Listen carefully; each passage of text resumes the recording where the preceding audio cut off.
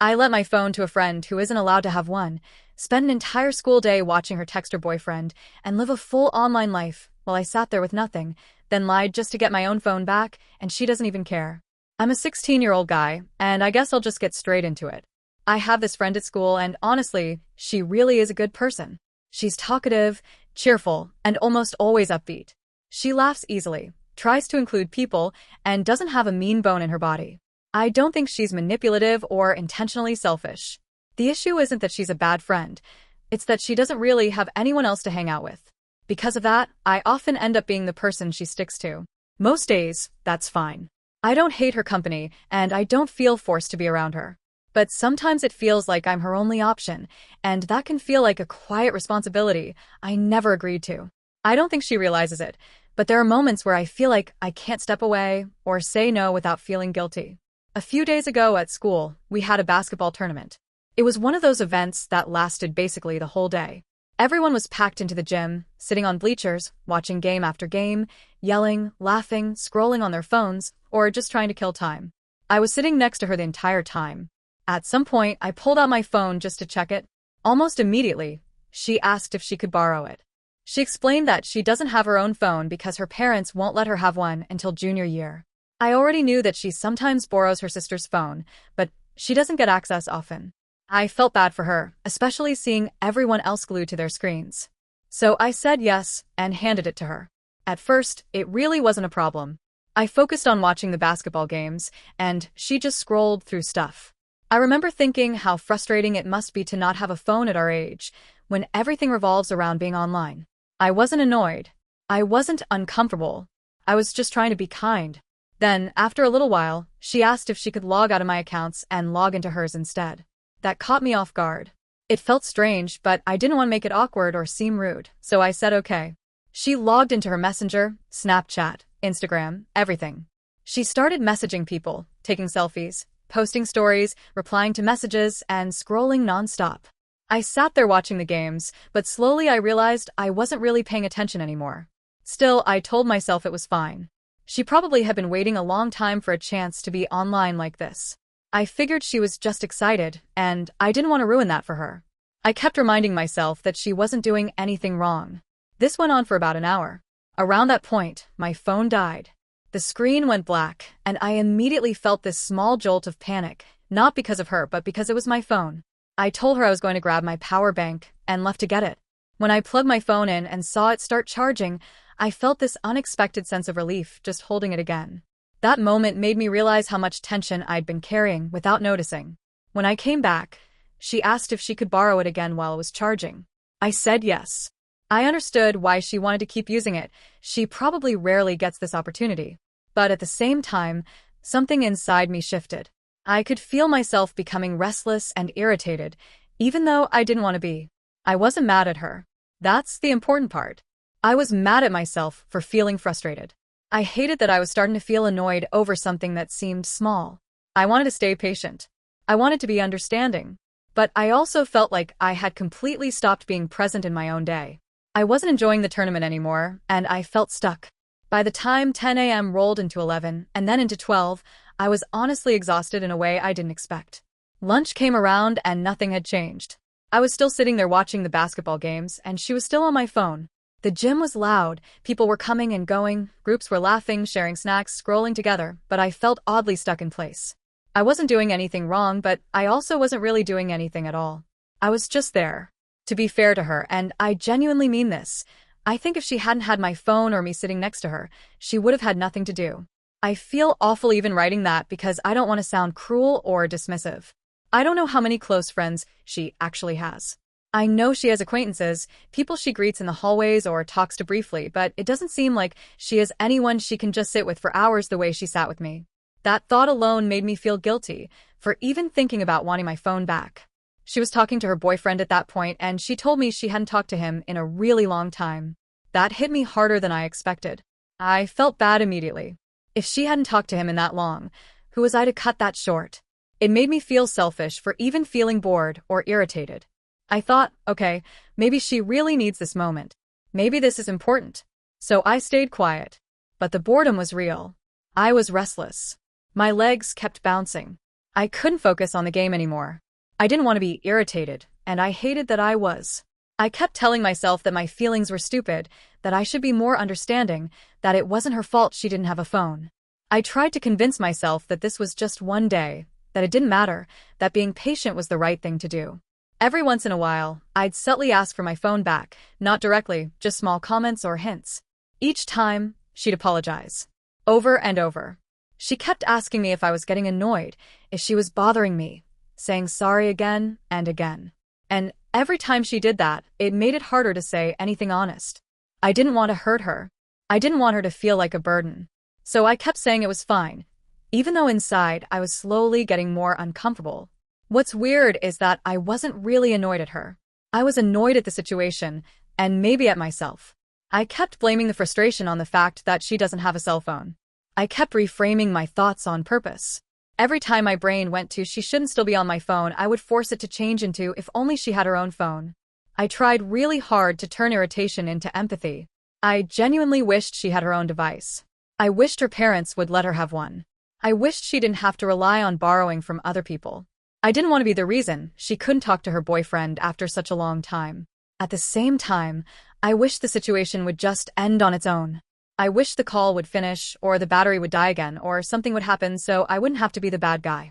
The whole time, I kept telling myself that this was my fault anyway. It was my phone. I was the one who handed it over. I was the one who didn't establish boundaries from the beginning. I knew that logically. But knowing that didn't make the feelings disappear. It just made me feel more conflicted. I didn't want to be mad at her. I didn't want to resent her. I didn't want to snap or say something I'd regret. I wanted to be understanding, patient, and kind. But I also wanted to feel like I existed in that moment too, not just as someone providing something for someone else. Sitting there, watching the hours pass, I realized how hard it is for me to speak up when I feel uncomfortable, especially when the other person is clearly dependent on me in some way. But I really didn't want to be angry. That was the main thing.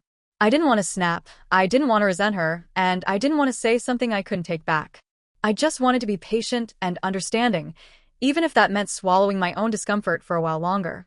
So I did something that, at the time, felt like the least harmful option, even though I immediately felt guilty about it. I asked her if it was okay if I walked around the school for a bit and hung out with some other friends. She said it was fine. No hesitation, no sadness in her voice. So I got up and walked away while she still had my phone, still on a call with her boyfriend. When I walked off, a part of me noticed that she didn't really react. She didn't seem upset or worried that I was leaving. She didn't ask when I'd be back. She was just focused on her call. And logically, that shouldn't have mattered, but emotionally, it still stuck with me in a weird way. Not because I wanted her to depend on me, but because I had spent hours worrying about her feelings, and it seemed like me leaving didn't really affect her at all. I walked around the school for a long time, at least 3 hours. I talked to other friends, laughed, watched parts of the games from different spots, and for the first time that day, I actually felt relaxed. I wasn't irritated anymore.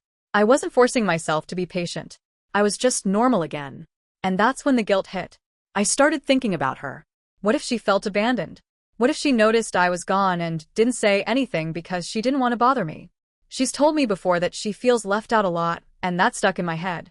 I started telling myself that what I did was selfish, that it was a jerky move to just walk away, because I needed space. I wondered if I had done the exact thing I was trying so hard not to do, hurt her. So I went back. When I found her again, though, she wasn't lonely. She wasn't upset. She wasn't sitting there looking lost or sad. She was still on the phone with her boyfriend, smiling, completely content. She barely acknowledged that I'd been gone for hours. And I felt relieved. That relief is the part one feels the most guilty about.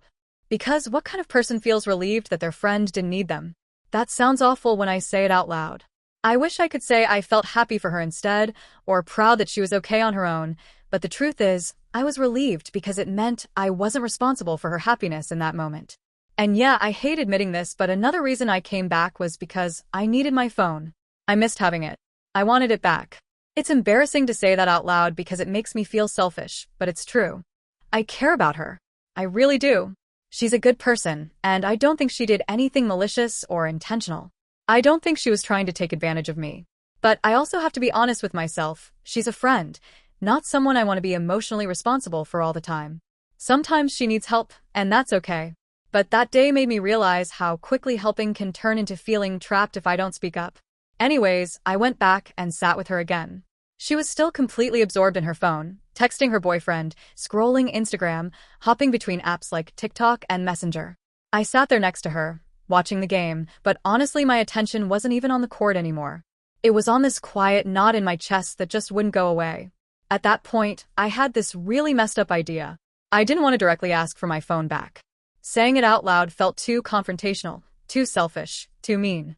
I didn't want to be that guy who ruins someone's only chance to talk to people they care about. But at the same time, I felt like I had zero control over my own phone, and that feeling was eating at me. Then I noticed she was watching a TikTok edit of Nano from Girl From Nowhere. I remembered she'd told me before that she never got to finish the show. That's when the idea hit me. I suggested that maybe we could open Netflix on my phone and watch Girl From Nowhere together right then. And honestly, part of me suggested it because I genuinely thought it would be fun, but another part of me knew that if we were watching something together, the phone would finally feel like it was ours again instead of just hers. And yeah, that's kind of manipulative when I think about it now. We ended up watching a few episodes, and it was actually really nice. We laughed, reacted to the plot, talked about the characters. For a moment, everything felt normal again. I wasn't irritated. I wasn't keeping track of time. I wasn't mentally bargaining with myself about when I'd finally get my phone back. I was just present. But of course, the episodes ended. As soon as we stopped watching, she asked for my phone again. Just like that. No hesitation. And that knot in my chest came right back. This time, I finally said something. I told her I was sorry, but it had been hours now, literally from the morning until the afternoon, and she'd been using my phone almost the entire time. Even as I said it, I kept apologizing. Over and over.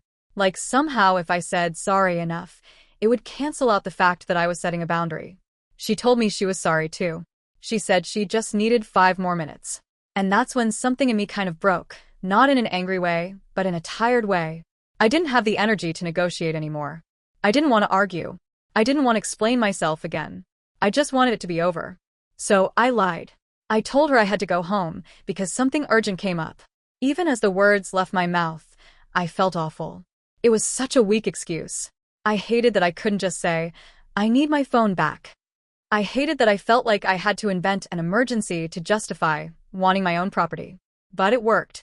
She logged out of all her accounts, handed my phone back to me, and I said thank you. I said sorry again. Probably too many times. Then I left. The second I got home, I felt this wave of relief wash over me, and immediately after that, guilt slammed right into it. I kept replaying everything in my head. I kept thinking about how she doesn't have a phone, how she barely gets screen time, how she finally got to talk to her boyfriend after so long. None of that was her fault. Not even a little bit. I felt like I had failed some kind of moral test. Like I should have been more patient. Like I should have cared more about her feelings than my phone. I kept asking myself why I needed it back so badly. Was I really that attached to it? Was I really that brain-rotted? But at the same time, no matter how much I tried to shame myself, I couldn't ignore the fact that I did need it back. Not just because it's a phone, but because it's mine. Because I felt invisible while sitting next to her. Because I didn't know how to speak up without feeling like a villain. Because I let things go on so long that the only way out felt like lying. I don't think she's a bad person. I really don't. And I don't think I'm some heartless jerk either. I think this was just one of those situations where two people had completely different needs, and neither of us communicated well enough for it to end cleanly. I wish I had set boundaries earlier. I wish I had said something before frustration turned into guilt and avoidance. And I really wish I didn't feel like caring about myself automatically means I'm hurting someone else. I don't know what the right move was here. I just know that I didn't want to be angry, and somehow ended up feeling worse anyway.